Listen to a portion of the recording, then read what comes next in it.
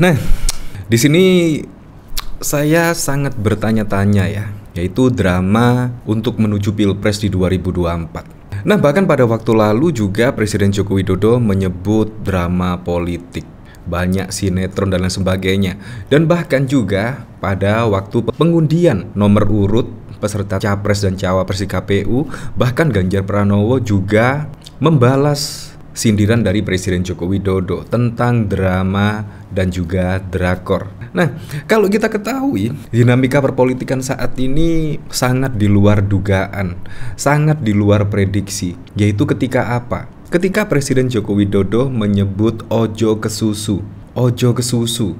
Nah, ternyata makna di balik ojo ke susu dari Presiden Joko Widodo, jangan keburu-buru. Nah, saya berpikir-pikir, apakah itu menunggu putusan MK? Nah, tetapi setelah menunggu keputusan MK, di situ Presiden Joko Widodo bahkan tidak pernah menyebut ojo ke susu dan lain sebagainya. Apakah itu yang dimaksud ojo ke susu, jangan keburu-buru, yaitu menunggu putusan MK oleh Presiden Joko Widodo pada waktu lalu?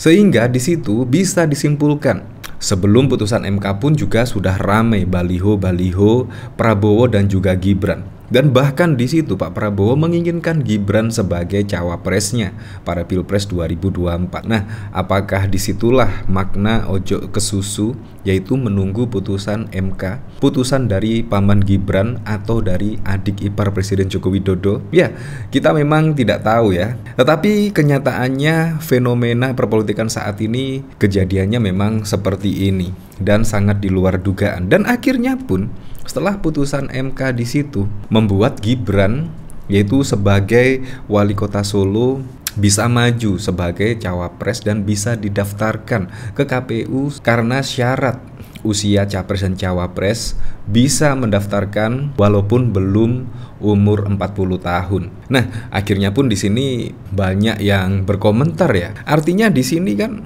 Gibran sudah setidaknya membelot lah atau berkhianat lah, kemungkinan seperti itu bahasa netizen-netizen.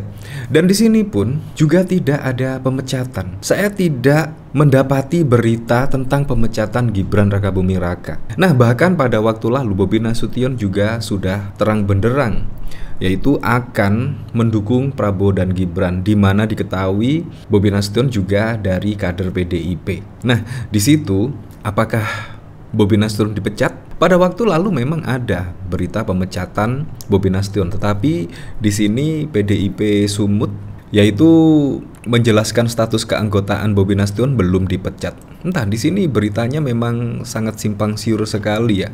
Ada berita yang dipecat dan ada berita yang belum dipecat. Nah, dari sini pun Gibran sendiri juga dari berita-berita yang beredar belum ada pemecatan resmi, yaitu Gibran sebagai kader PDIP.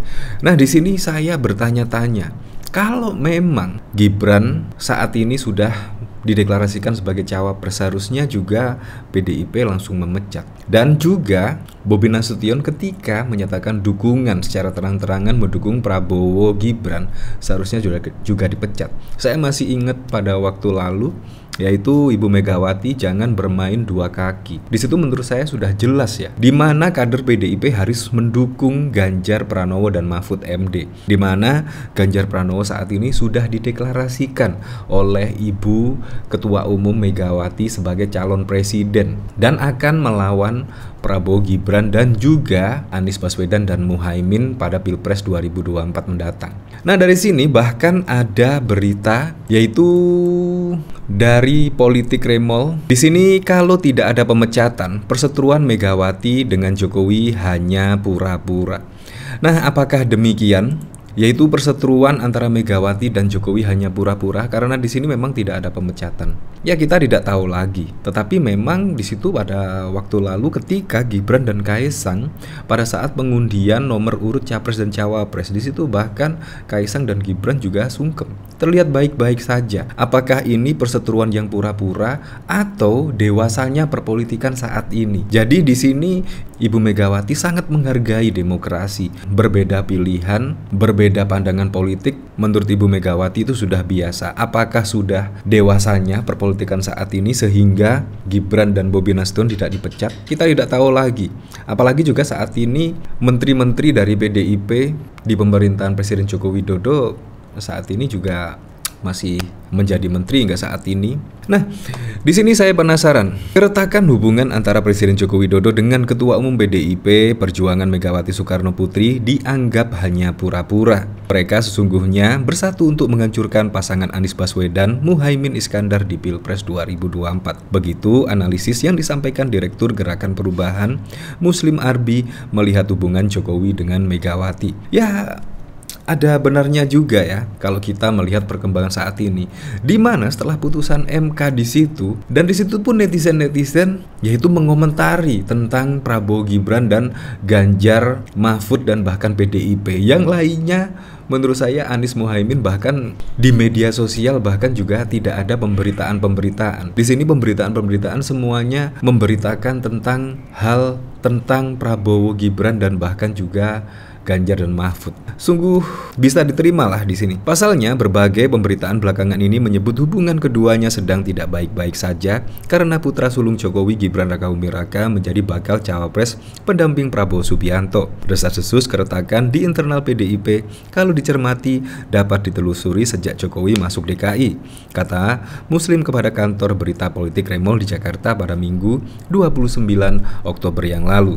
Saat ini, kata Muslim, Prabowo banyak berperan meyakinkan Megawati untuk menerima Jokowi sebagai calon gubernur DKI Jakarta, meski saat itu tersebar desas-desus PDIP dukung Fauzi Bowo sebagai cagup. Tapi akhirnya atas perjuangan Prabowo meyakinkan Megawati, Jokowi dicagupkan oleh PDIP dan berhasil sebagai gubernur DKI Jakarta pada tahun 2012. Ya, memang kalau kita flashback pada waktu lalu ya, di situ dari pengakuan atau dari berita-berita yang beredar, di situ Megawati menginginkan Fauzi Bowo yaitu untuk menjadi calon gubernur DKI Jakarta pada tahun 2012 yang lalu.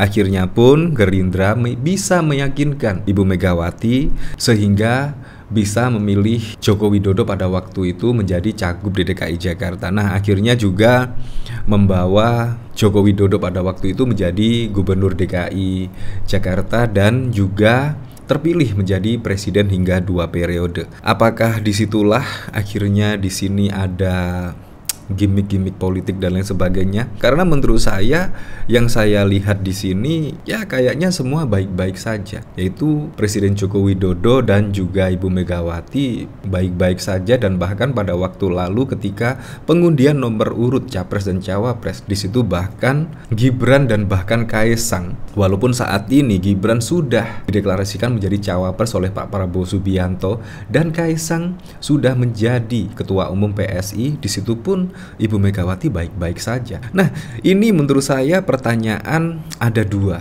Apakah di sini perseteruan antara keluarga Presiden Joko Widodo dan Megawati adalah hanya pura-pura? Dan yang kedua adalah politik kita sudah dewasa, yaitu bisa menerima perbedaan. Nah, tetapi menurut saya setuju yang nomor 2 ya, yaitu perpolitikan saat ini menunjukkan ke arah kedewasaan, yaitu bisa menerima perbedaan pandangan politik, bisa menerima pandangan dukungan capres dan cawapres. Menurut saya seperti itu. Tapi kalau perseteruan antara Presiden Joko Widodo dalam hal ini, yaitu tentang politik di sini, menurut saya agak berseteru. Tetapi kalau dilihat dari pribadi masing-masing, yaitu antara Ibu Megawati dan Presiden Joko Widodo, menurut saya baik-baik saja. Ya, apapun itulah untuk Pilpres 2024 mendatang, semua saja berjalan dengan aman, berjalan dengan lancar, dan yang paling penting berjalan dengan jujur dan juga adil.